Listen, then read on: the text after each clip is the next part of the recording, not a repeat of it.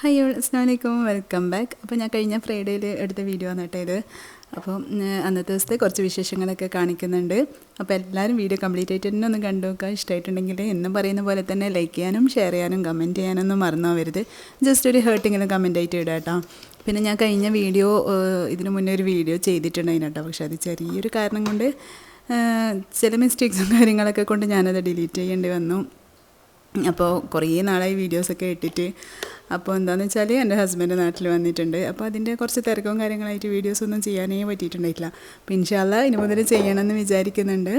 അപ്പോൾ ഈ സിന്നമണം ബേ ലീഫൊക്കെ ഞാൻ ഹസ്ബൻഡിൻ്റെ പഴയ വീട്ടിൽ നിന്ന് പറിച്ചെടുത്തതാണ് കേട്ടോ. അവിടെ ഉള്ള പറമ്പിൽ നിന്ന് വെറുതെ ജസ്റ്റ് ഒന്ന് പോയപ്പോൾ അവിടെ കണ്ടപ്പോൾ ഇതൊക്കെ ഒന്ന് പറിച്ചെടുത്തതാണ്. ഇങ്ങനെ ഒരു ഫ്രഷ് ആയിട്ട് നമുക്ക് കിട്ടുമ്പം അത് വലിയ കാര്യമല്ലേ. അപ്പം ഇത് വെയിലത്ത് വെച്ചിട്ട് ഉണക്കാൻ വേണ്ടി പറ്റൂല കേട്ടോ. അതുപോലെ തന്നെ അതിൻ്റെ നല്ല മൂത്ത ഇലയ എടുക്കണ്ടേ. അപ്പോൾ ഇത് വീട്ടിൻ്റെ ഉള്ളിൽ തന്നെ വെച്ചിട്ട് ഉണക്കിയെടുക്കുക. 2-3 ദിവസം കഴിയുമ്പോൾ തന്നെ നന്നായിട്ട് തന്നെ ഉണങ്ങിക്കിട്ടും. നേരത്തെ ഞാൻ സ്റ്റോർ ചെയ്തപ്പോൾ കണ്ടിട്ടുണ്ടായിട്ടില്ലേ. അല്ലെങ്കിൽ ഒരാഴ്ച അങ്ങനെ സ്റ്റോർ റൂമിലോ അങ്ങനെ എവിടെയെങ്കിലും ജസ്റ്റ് ഒന്ന് ട്രയൽ വെച്ചിട്ട് അങ്ങനെ വെച്ച് കൊടുത്താൽ മതി. പെട്ടെന്ന് തന്നെ ഉണങ്ങിക്കിട്ടും. അതുപോലെ തന്നെ ഈ സിന്നമണും പുറത്ത് വെച്ച് കൊടുക്കണ്ട, അതിൻ്റെ കൂടെ തന്നെ അങ്ങനെ വെച്ചിട്ട് ഉണക്കിയെടുത്താൽ മതി. നല്ല സ്മെല്ലാട്ടോ ഇതിങ്ങനെ കട്ട് ചെയ്യുമ്പോൾ തന്നെ. അപ്പോൾ ഞാൻ ജസ്റ്റ് ഇതൊക്കെ എന്താ പറയുക പറിക്കുന്ന വീഡിയോ എന്നേരം എടുത്തിട്ടുണ്ടായിന്. ആ ഒരു ക്ലിപ്സ് ഇതിൽ ആഡ് ചെയ്തെന്ന് മാത്രമേ ഉള്ളൂ. പിന്നെ ഞാൻ ഫ്രൈഡേ ഉച്ചയ്ക്ക് ഉണ്ടാക്കിയിട്ടുള്ളത് മധുഹൂത്താണ്. നമ്മളെപ്പോഴും മന്തിയും അതുപോലെ കബ്സ ബിരിയാണിയൊക്കെ അല്ലേ ആക്കുന്നത്. ഞാൻ ഈ മധുഹൂത്തിൻ്റെ വീഡിയോ നിങ്ങൾക്ക് ഷെയർ ചെയ്തിട്ടുണ്ടായിട്ടില്ല. അപ്പം ഇന്ന് ആ ഒരു ഐറ്റം ഉണ്ടാക്കാമെന്ന് വിചാരിച്ച്. അപ്പോൾ നിങ്ങൾക്ക് ഒന്ന് ഷെയർ ചെയ്യാമെന്നും കൂടി വിചാരിച്ചിട്ടാണ് വീഡിയോ എടുത്തിട്ടുണ്ടായേ. അപ്പോൾ ഇതിന് വേണ്ടിയിട്ട് ഞാനൊരു 3 കപ്പ് ബസ്മതി റൈസാണ് എടുത്തിട്ടുള്ളത്. അത് വെള്ളത്തിൽ ഒരു അരമണിക്കൂർ കുതിർക്കാൻ വേണ്ടി വെക്കുന്നുണ്ട്. അപ്പോൾ അത് ഒരു അരമണിക്കൂറൊക്കെ മതിയാവും. അത് നന്നായിട്ട് തന്നെ ഒന്ന് കഴുകിയിട്ട് കുതിർക്കാൻ വേണ്ടി വെക്കുക. അപ്പോൾ ആ ടൈമിൽ നമുക്കൊരു അറബിക് മസാല ഉണ്ടാക്കാനുണ്ട് നമ്മുടെ ഈ റൈസിന് വേണ്ടിയിട്ട്. അപ്പോൾ അതിന് വേണ്ടിയിട്ട് ഞാൻ 2 ടേബിൾ സ്പൂൺ നിറച്ച് മല്ലിയില്ലേ, മുഴുവൻ മല്ലിയും 1 ടേബിൾ സ്പൂൺ വലിയ ജീരകം, 1 ടേബിൾ സ്പൂൺ ചെറിയ ജീരകം, അതുപോലെ തന്നെ 4-5 വറ്റൽ മുളക്, പിന്നെ കുറച്ച് പട്ട, ഗ്രാമ്പൂ, ഇതൊക്കെ നോക്കിയിട്ട് 1 ടീസ്പൂണൊക്കെ മതിയാവും കേട്ടോ. പിന്നെ 2 ബേ ലീഫ്. അപ്പോൾ നമ്മൾ നേരത്തെ റെഡിയാക്കി വെച്ച ബേ ലീഫ് ആട്ടോ അത്. പിന്നെ നമ്മൾ മന്തിക്കൊക്കെ യൂസ് ചെയ്യാറില്ലേ ഉണക്ക നാരങ്ങ, അതെടുത്തിട്ട് ജസ്റ്റ് ഒന്ന് പൊടിച്ചിട്ട് ചേർത്ത് കൊടുക്കുക. പൊടിക്കാന്ന് പറയുമ്പോൾ കൈ വെച്ചിട്ട് ഇതുപോലെ ഒന്ന് പൊടിച്ചിട്ട് ചേർത്ത് കൊടുക്കുക. അതിൻ്റെ ഉള്ളിൽ സീഡൊക്കെ ഉണ്ടെങ്കിൽ അതൊക്കെ ഒന്ന് മാറ്റി കൊടുക്കുക കേട്ടോ. പിന്നെ നമ്മുടെ ജാതിക്കയില്ലേ അതിൻ്റെ ഒരു പകുതി എടുത്തിട്ടുണ്ട്. പിന്നെ 2 സ്റ്റാർ അതും കൂടി എടുത്തിട്ടുണ്ട്. ഇത് നമ്മൾ മസാല പൗഡർ ഗരം മസാല ഉണ്ടാക്കാൻ വേണ്ടിയിട്ട് ഹോൾ സ്പൈസസ് വാങ്ങിക്കൂലേ, ആ ഒരു പാക്കറ്റ് തന്നെ ഉണ്ടാവും കേട്ടോ. അപ്പോൾ അത് യൂസ് ചെയ്താൽ മതി. ഇനി ഇതെല്ലാം കൂടിയിട്ട് നന്നായിട്ട് തന്നെ ഒന്ന് റോസ്റ്റ് ചെയ്തെടുക്കുക. നന്നായിട്ടെന്ന് പറയുമ്പം കളറൊന്നും മാറി വരണ്ട, ജസ്റ്റ് ഒന്ന് ചൂടായിട്ട് ഒന്ന് റോസ്റ്റ് ചെയ്തെടുക്കുക കേട്ടോ. അങ്ങനെ കൂടുതൽ കളറൊന്നും മാറാൻ വേണ്ടി നിൽക്കണ്ട. അപ്പോൾ ഞാനൊന്ന് ചൂടാക്കി എടുത്തിട്ടുണ്ട്. ഇനി അങ്ങനെ തന്നെ വെച്ച് കൊടുക്കരുതേ, കാരണം ആ ഒരു പാനിൻ്റെ ചൂട് കൊണ്ട് കരിയാൻ ചാൻസ് ഉണ്ട്. ചെറിയ ചെറിയ ജീരകമൊക്കെ അല്ലേ. അപ്പോൾ ആ ഒരു നല്ല ചൂട് പോകുന്നവരെ ഒന്നുകിൽ ഇളക്കിക്കൊണ്ടേ ഇരിക്കുക, അല്ലെങ്കിൽ പാന് ജസ്റ്റ് ഇങ്ങനെ ഒന്ന് ചുറ്റിച്ചൊക്കെ കൊടുത്താൽ മതി കേട്ടോ. അപ്പോൾ ആ ചൂടൊക്കെ പോയിക്കോളും. ഇനി ഇത് നന്നായിട്ട് തന്നെ ഒന്ന് ചൂടൊക്കെ ആറിക്കഴിഞ്ഞാൽ ഇത് മിക്സിയുടെ ജാറിലിട്ട് നമുക്ക് പൊടിച്ചെടുക്കാം. അപ്പോൾ നമ്മുടെ അടിപൊളിയായിട്ടുള്ള അറബിക് മസാല ഇവിടെ റെഡിയാവും. ഇത് മന്തിക്കും കബ്സക്കും ഒക്കെ പറ്റുന്ന ഒരു പൗഡറാണ് കേട്ടോ. ഇന്ന് നോമ്പൊക്കെ അല്ലേ വരുന്നത്. അപ്പോൾ ഇത് സ്റ്റോർ ചെയ്ത് വെച്ച് കഴിഞ്ഞാൽ നമുക്ക് എന്തിൻ്റെ കൂടെയും പെട്ടെന്ന് തന്നെ എന്താ പറയുക എടുക്കാൻ വേണ്ടി പറ്റുമല്ലോ. അപ്പോൾ ഞാനത് കുറച്ച് കൂടുതൽ തന്നെ ആക്കി വെക്കുന്നുണ്ട്. നമുക്ക് ഈ റൈസിന് വേണ്ടിയിട്ട് 2 ടേബിൾ സ്പൂൺ മാത്രമേ ആവശ്യമുള്ളൂ. അപ്പോൾ ഇങ്ങനെ കുറച്ച് കൂടുതലാക്കി വെച്ച് കഴിഞ്ഞാൽ നമുക്ക് ബാക്കി ഇനി റൈസൊക്കെ ഉണ്ടാക്കുമ്പോൾ കൂടെ ഈ മസാല ഉണ്ടാക്കേണ്ട ആവശ്യമൊന്നുമില്ലല്ലോ. പിന്നെ ഇതിങ്ങനെ നിങ്ങൾ ഉണ്ടാക്കണം തന്നെയില്ല, റെഡിമെയ്ഡ് ആയിട്ടും വാങ്ങിക്കാൻ കിട്ടും കേട്ടോ. അറബിക് മസാല എന്ന് പറഞ്ഞിട്ട് അത് വാങ്ങിച്ചാലും മതി. പക്ഷെ നമ്മൾ വീട്ടിൽ പൊടിക്കുമ്പോൾ ഒരു പ്രത്യേക സ്മെല്ലും ഫ്ലേവറൊക്കെ അല്ലേ, നല്ല എന്താ പറയുക ഒറിജിനലായിട്ട്. അപ്പോൾ പറ്റുമെങ്കിൽ ഇങ്ങനെ ചെയ്യുക, അല്ലെങ്കിൽ നിങ്ങൾ വാങ്ങിച്ചോ, അങ്ങനെ യൂസ് ചെയ്താലും മതി കേട്ടോ. ഇനി ഞാനിവിടെ 2 വലിയ സവാള എടുത്തിട്ടുണ്ട്. നിങ്ങളുടെ കയ്യിൽ മീഡിയം സൈസ് ആണെങ്കിൽ 3 എടുത്തോ. പിന്നെ ഒരു ചെറിയ ക്യാപ്സിക്കം എടുത്തിട്ടുണ്ട്. പിന്നെ 2 ടേബിൾ സ്പൂണോളം ഇഞ്ചി വെളുത്തുള്ളി ചതച്ചിട്ട് അതെടുത്തിട്ടുണ്ട്. പിന്നെ 3 പച്ചമുളക് എടുത്തിട്ടുണ്ട്. ഇനി ഒരു പാന് അടുപ്പിലോട്ട് വെച്ച് കൊടുത്തിട്ട് അതിലൊരു 1/4 കപ്പോളം ഓയിൽ ചേർത്ത് കൊടുക്കുക കേട്ടോ. നമ്മൾ മൊത്തത്തിലായിട്ട് ഈ ഒരു ഓയിൽ മാത്രമേ ചേർത്ത് കൊടുക്കുന്നുള്ളൂ. അപ്പോൾ നിങ്ങളൊരു 1/4 കപ്പോളെങ്കിലും ഓയിൽ, സൺഫ്ലവർ ഓയിൽ ചേർത്ത് കൊടുക്കുക, വെളിച്ചെണ്ണ ചേർത്ത് കൊടുക്കരുത്. പിന്നെ ഇതിലോട്ട് 3 ഏലക്ക, അതുപോലെ 3 ഗ്രാമ്പൂ, പിന്നെ ചെറിയ പീസ് പട്ട, അതുപോലെ 1 ബേ ലീഫ്, ഇതൊക്കെ ചേർത്തിട്ട് ജസ്റ്റ് ഒന്ന് മൂത്ത് വരുമ്പോൾ ഇതിലോട്ട് നമുക്ക് നേരത്തെ കട്ട് ചെയ്ത് വെച്ച സവോള ചേർത്ത് കൊടുക്കുക. അപ്പോൾ നല്ല പൊടിയായിട്ട് വേണം കേട്ടോ സവോള കട്ട് ചെയ്തെടുക്കാൻ വേണ്ടിയിട്ട്. ഇനി ഇതെല്ലാം കൂടിയിട്ട് ആ ഒരു എണ്ണയിൽ നന്നായിട്ട് തന്നെ ഒന്ന് വഴറ്റിയെടുക്കാം കേട്ടോ. അപ്പോൾ ആ ഉള്ളിയൊക്കെ മൂത്ത് വരുന്ന ടൈമിൽ നമുക്ക് കുറച്ച് വെള്ളം ഇവിടെ നിന്ന് തിളപ്പിക്കാൻ വേണ്ടി വെക്കാം. ചോറിന് വേണ്ടിയിട്ടുള്ളതാണ്. അപ്പം നമ്മൾ 3 കപ്പ് റൈസല്ലേ എടുത്തത്. അപ്പോൾ അതിന് വേണ്ടിയിട്ട് 1 കപ്പിന് 1.5 കപ്പ് എന്നുള്ള അളവാണ് കേട്ടോ. അപ്പോൾ 4.5 കപ്പ് വെള്ളം ഞാൻ അവിടെ ചൂടാക്കാൻ വേണ്ടി വെച്ചിട്ടുണ്ട്. ഇനി ഇതിലോട്ട് നമ്മൾ നേരത്തെ ജസ്റ്റ് ഒന്ന് ക്രഷ് ചെയ്തെടുത്ത ഇഞ്ചിയും വെളുത്തുള്ളിയും അതൊക്കെ ചേർത്ത് കൊടുക്കുക. നിങ്ങളുടെ കയ്യിൽ പേസ്റ്റ് ആയില്ലെങ്കിൽ അത് ചേർത്ത് കൊടുത്താലും മതി. ഇനി ഇതിലോട്ട് പച്ചമുളകും കൂടി ചേർത്തിട്ട് നന്നായിട്ട് തന്നെ ഒന്ന് വഴറ്റിയെടുക്കാം. ഇനി ഇതിലോട്ട് ഞാനൊരു 3 മീഡിയം സൈസിലുള്ള തക്കാളി നന്നായിട്ട് തന്നെ ഒന്ന് അരച്ചെടുത്തിട്ടുണ്ട് കേട്ടോ. നിങ്ങളുടെ കയ്യിൽ വലിയ തക്കാളി ഉള്ളതാണെങ്കിൽ 2 എടുത്താലും മതി. അത് നന്നായിട്ട് തന്നെ പേസ്റ്റ് ആക്കിയിട്ട് ഈ ഒരു ഉള്ളി മസാലയില്ലേ ഇതിലോട്ട് ഒഴിച്ചു കൊടുക്കുക. എന്നിട്ട് ആ ഒരു പച്ച ചുവയൊക്കെ മാറുന്നത് വരെ നന്നായിട്ട് തന്നെ ഒന്ന് വഴറ്റിയെടുക്കുക. ഈ ടൈമിൽ ഞാനൊരു 2 ഉണക്കനാരങ്ങ കൂടി ഇതിലോട്ട് ചേർത്ത് കൊടുക്കുന്നുണ്ട്. ഇനി ഇപ്പോഴെ തന്നെ ചേർത്ത് കഴിഞ്ഞാൽ നല്ലൊരു ഫ്ലേവർ ആവും കേട്ടോ.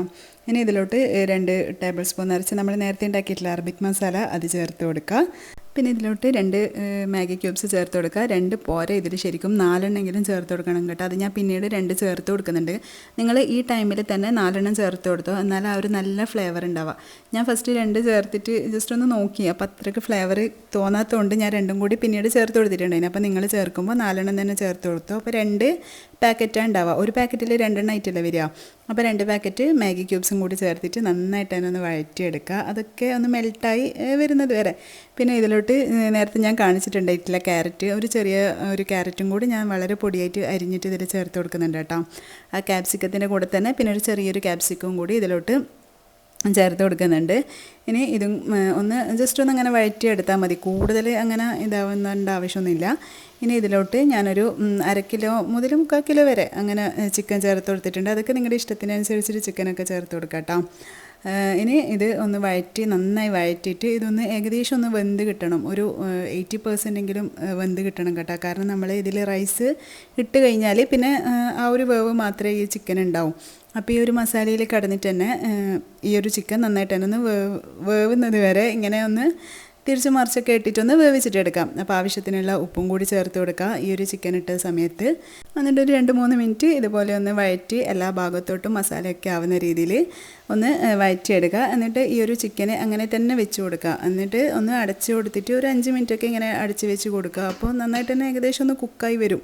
അപ്പോൾ കുക്കായി കഴിഞ്ഞാൽ തിരിച്ച് മറിച്ചൊക്കെ ഇട്ടിട്ട് ഒന്ന് വേവിച്ചിട്ടെടുക്കാം കേട്ടോ. ഇനി ഇതിലോട്ട് നമ്മൾ നേരത്തെ കുതിർത്ത് വെച്ചിട്ടുണ്ടായിട്ടില്ലേ റൈസ്, അതൊന്ന് ഊറ്റിയെടുക്കുക. എന്നിട്ട് ഈ ഒരു മസാലയിലോട്ട് ചേർത്ത് കൊടുക്കുക. അപ്പോൾ ഈ ടൈമിൽ ഞാൻ നേരത്തെ പറഞ്ഞ പോലെ തന്നെ ഒരു 80% 90% ഒന്ന് വെന്ത് വരണം കേട്ടോ ചിക്കൻ. ഇനി റൈസും കൂടി ഇട്ടിട്ട് ഒന്നുകൂടെ നന്നായിട്ട് തന്നെ ഒന്ന് വഴറ്റിയെടുക്കുക. എല്ലാ ഭാഗത്തും മസാല ആവുന്ന രീതിയിൽ ഇതുപോലെ ഒന്ന് വഴറ്റി കൊടുക്കുക. ഇനി ഇതിലോട്ട് നമ്മൾ നേരത്തെ തിളപ്പിക്കാൻ വേണ്ടി വെച്ചിട്ടുണ്ടായിട്ടില്ല 4.5 കപ്പ് വെള്ളം, അത് ഇതിലോട്ട് ഒഴിച്ചു കൊടുക്കുക.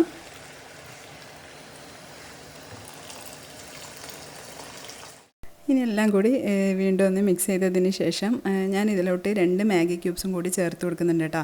ഞാൻ നേരത്തെ പറഞ്ഞിട്ടുണ്ടായിട്ടില്ലേ അത് പോരാന്ന്. അപ്പോൾ ഞാൻ ഈ ഒരു സമയത്ത് ഉപ്പും അതുപോലെ ടേസ്റ്റൊക്കെ നോക്കിയപ്പം എനിക്ക് ആ ഒരു മാഗി ക്യൂബ്സിൻ്റെ ആ ഒരു ടേസ്റ്റ് അത്രയ്ക്ക് എന്താ പറയുക വരാത്ത പോലെ തോന്നി. അപ്പോൾ ഞാൻ 2 ക്യൂബും കൂടി ചേർത്ത് കൊടുത്തിട്ടുണ്ട്. അപ്പോൾ ഞാൻ നേരത്തെ പറഞ്ഞ പോലെ നിങ്ങൾ നേരത്തെ തന്നെ ചേർത്ത് കൊടുത്താൽ മതി. ഇനി വീണ്ടും നന്നായിട്ട് തന്നെ ഒന്ന് മിക്സ് ചെയ്തിട്ട് ഇതൊന്ന് അടച്ച് വെക്കുക. അപ്പോൾ നല്ല ബബിൾസ് നന്നായിട്ട് തന്നെ തിളച്ച് വരൂലേ, ഇതുപോലെ നന്നായിട്ട് തിളച്ച് വരുമ്പോൾ തീ ഒന്ന് നമുക്ക് സിമ്മിലാക്കിയിട്ട് വെച്ച് കൊടുക്കണം കേട്ടോ. അപ്പോൾ ഇതിലോട്ട് ഞാൻ കുറച്ച് 1 ടീസ്പൂൺ കുരുമുളക് പൊടിയും കൂടി ചേർത്ത് കൊടുക്കുന്നുണ്ട്.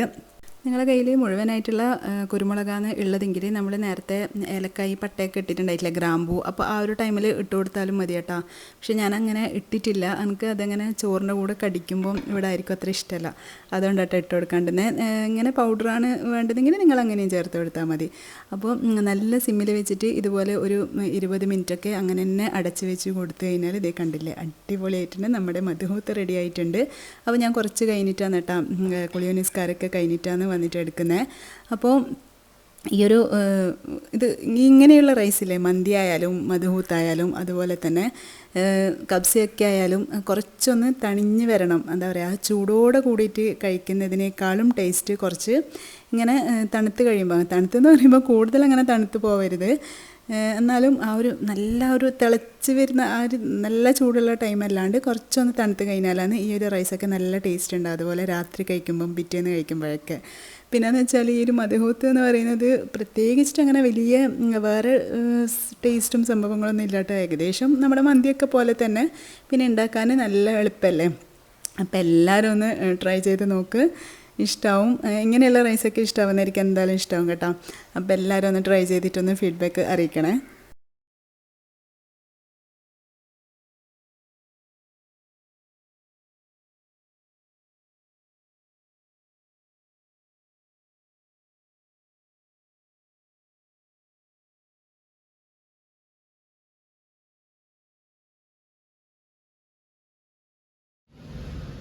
പിന്നെ ഫുഡൊക്കെ കഴിച്ചതിന് വൈകുന്നേരം ആയപ്പോഴേക്കും ഇവിടെ മുറ്റത്ത് ഒരു തൊട്ടിൽ സെറ്റ് ചെയ്യാമെന്ന് വിചാരിച്ചിട്ടുണ്ടായിന്. അപ്പോൾ അതിൻ്റെ പണിക്കാരും ആൾക്കാരൊക്കെ അന്നാ വന്നിട്ടുണ്ടായ വൈകുന്നേരം. അപ്പോൾ അതൊക്കെ ഒന്ന് സെറ്റ് ചെയ്തെടുക്കലാണ്. പിന്നെ ഞാൻ നിങ്ങളോട് കഴിഞ്ഞ ഏതൊരു വീഡിയോയിൽ പറഞ്ഞിട്ടുണ്ടായിട്ടില്ലേ, കൽത്തപ്പ് ഉണ്ടാക്കിയിട്ട് എനിക്ക് ശരിയായിട്ടേ ഇല്ലയെന്ന്. അപ്പോൾ ഞാൻ ട്രൈ ചെയ്ത് ലാസ്റ്റ് നിങ്ങളുടെ കുറേ വീഡിയോ ആരതൊക്കെയോ കമൻറ്റ് തന്നിട്ടുണ്ടായിന്, കണ്ടു നോക്കുക ചെയ്ത് നോക്കുക. അങ്ങനെയൊക്കെ നോക്കിയിട്ട് ചെയ്തപ്പോൾ മാഷാ അല്ലാ അടിപൊളിയായിട്ട് തന്നെ കിട്ടിയിട്ടുണ്ട്. നല്ല സന്തോഷമായിട്ട് എനിക്ക്, കാരണം ഞാൻ കുറേ പ്രാവശ്യം ഉണ്ടാക്കിയിട്ട് എനിക്ക് ശരിയാവാത്തൊരു സംഭവമായിരുന്നു. നല്ല ടേസ്റ്റ് ഉണ്ടായിന്. അപ്പോൾ എനിക്ക് കമൻറ്റ് ചെയ്ത ഓരോരുത്തർക്കും താങ്ക് യു സോ മച്ച്. പിന്നെന്താ, ഞാൻ രാത്രിയിൽ എന്തായാലും ഹെവി അല്ലേ നമ്മൾ ഉച്ചയ്ക്ക് കഴിച്ചിട്ടുണ്ടായത് ഫുഡ്. അപ്പോൾ രാത്രി കുറച്ച് എന്തെങ്കിലും ലൈറ്റായിട്ട് ആക്കാമെന്ന് വിചാരിച്ചു. പിന്നെ കുട്ടികൾക്കൊക്കെ ആ ഫുഡ് തന്നെ, ആ റൈസ് തന്നെ ഉണ്ടായിട്ടുണ്ടായിന് രാത്രിയത്തേക്ക്. അപ്പോൾ ഞാനിവിടെ ഡിന്നറിന് വേണ്ടിയിട്ട് ലോഡഡ് ഫ്രൈസില്ലേ അത് ഉണ്ടാക്കാമെന്ന് വിചാരിച്ച്. ഇതാകുമ്പം പണിയും എളുപ്പമാണ്, നല്ല ടേസ്റ്റും അല്ലേ. ഞാൻ കുറേ ഇത് ഉണ്ടാക്കിയിട്ട് അപ്പോൾ അങ്ങനെ ആക്കാമെന്ന് വിചാരിച്ചു. ഞാൻ പിന്നെ എണ്ണയിൽ കുറച്ച് പൊരിച്ചെടുത്തിട്ടുണ്ടായിന്, അതുപോലെ തന്നെ എയർ ഫ്രയറിലും കുറച്ച് ഇതുപോലെ ഫ്രൈ ആക്കി എടുത്തിട്ടുണ്ടായിന് കേട്ടോ.